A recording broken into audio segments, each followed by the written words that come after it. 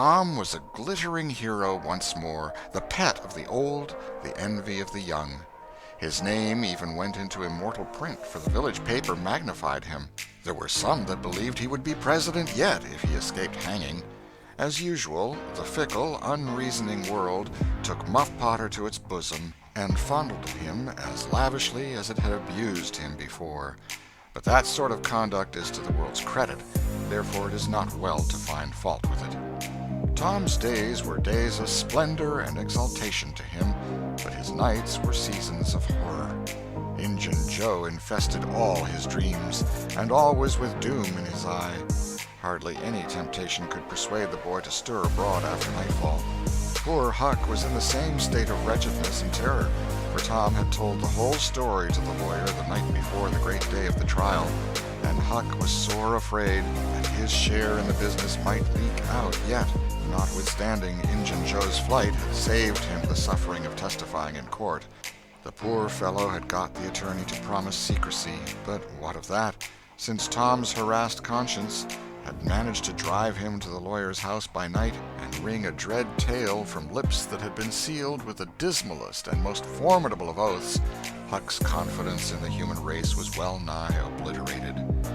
Daily, Muff Potter's gratitude made Tom glad he had spoken, but nightly he wished he had sealed up his tongue. Half the time Tom was afraid Injun Joe would never be captured, the other half he was afraid he would be.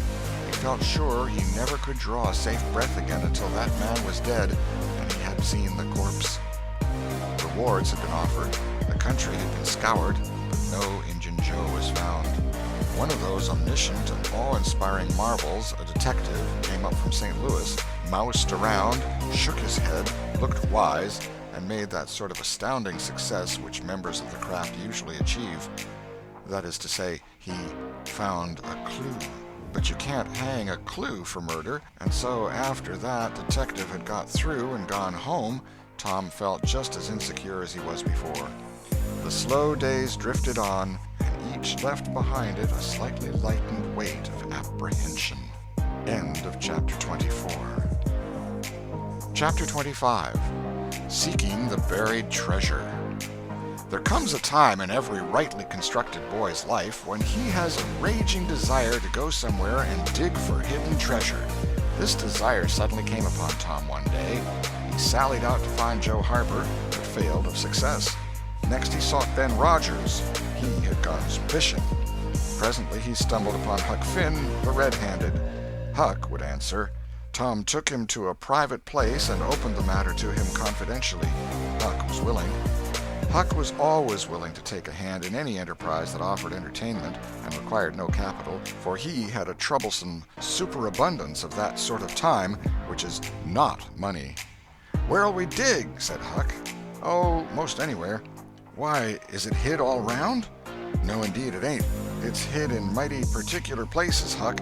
Sometimes on islands, sometimes in rotten chests under the end of a limb of an old dead tree, just where the shadow falls at midnight, but mostly under the floor in haunted houses." "Who hides it?" "Why, robbers, of course. Who'd you reckon? Sunday school superintendents?" "I don't know. If it was mine, I wouldn't hide it. I'd spend it and have a good time." "So would I. But robbers don't do that way. They always hide it and leave it there." "Don't they come after it anymore?" "No, they think they will, but they generally forget the marks, or else they die. Anyway, it lays there a long time and gets rough."